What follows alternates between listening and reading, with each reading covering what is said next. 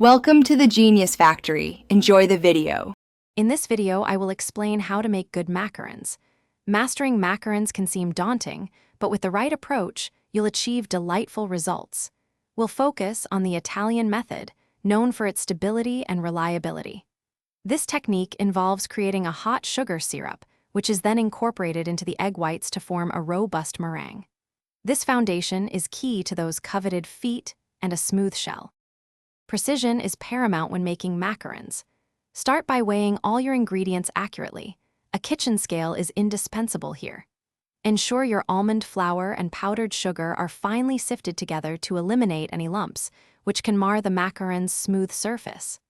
Also, using aged egg whites, separated a day or two in advance, contributes significantly to a stable meringue. The heart of the Italian method is the meringue. Begin by heating granulated sugar and water to exactly 248 degrees Fahrenheit or 120 degrees Celsius. Simultaneously, whip a portion of your egg whites to soft peaks.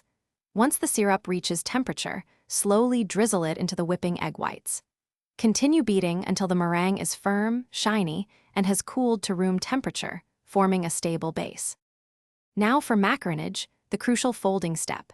Gently incorporate the Italian meringue into your almond flour and powdered sugar mixture. Fold until the batter flows like slow-moving lava, forming a ribbon when lifted. Pipe uniform 2-inch circles onto your baking mats. Allow them to rest for 30 to 60 minutes to form a skin, then bake at 300 degrees Fahrenheit for 12 to 15 minutes.